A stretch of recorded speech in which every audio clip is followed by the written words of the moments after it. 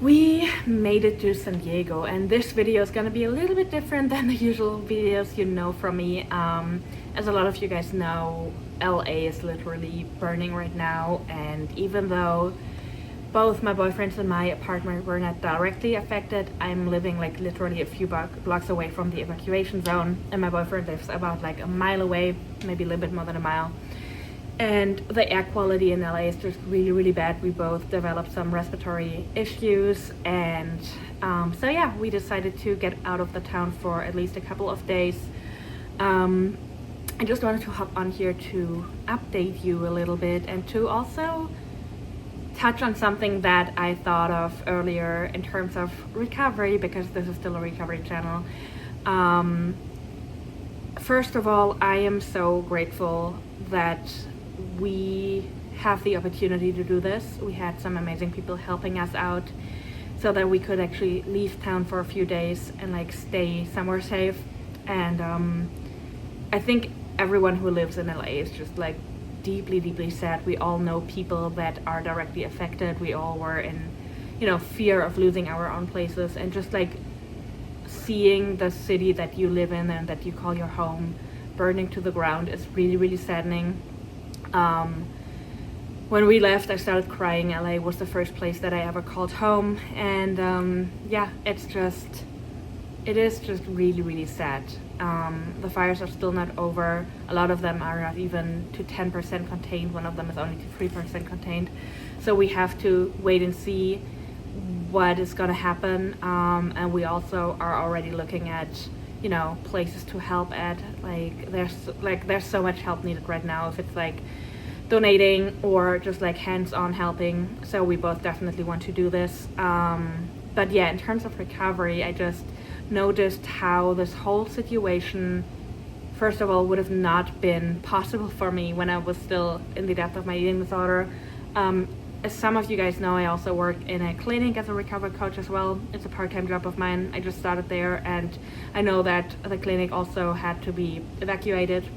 So just like knowing that there's people in this very vulnerable state of recovery, and like it is already very hard for everyone to deal with this kind of situation, but especially if you're in that kind of situation, it can be even a little bit harder. And also like for people who have eating disorders, like the insecurity around you just can basically make it even worse. And then I remember when I had an eating disorder, I was like constantly walking around, and to be completely honest with you, my health was not that important to me. So I would have probably, despite all of the warnings, still be walking out around, my place, even though the air quality is really, really bad. So I was just like thinking about all these things and about how I'm still like lucky enough to be inside and to be in a safe space, but also lucky enough to be recovered and to be not impacted by not being able to move around or not being able to go to the store to get my regular safe foods. Like I'm literally just like eating whatever we have around right now, because you just can't afford, not even in terms of money, but you just can't afford to like go to your regular places and like put yourself in danger. So yeah, I just wanted to like touch on that. It might be another motivation for some of you guys. I really hope so. Again, this video is very different from my usual videos, but like given the circumstances, I have a few videos filmed that I'm gonna put up this weekend, but there was just so much going on that I honestly didn't even have the time to like edit or to really post on social media, and I think that is understandable. I also wanted to thank everyone so much for reaching out. I had some of you subscribers even like reach out on YouTube or on Instagram. To my clients, I'm in touch with you already. The situation. We're still gonna have our sessions, and I still like gonna do my best to do the sessions. That's the beauty of working remotely or working via Zoom.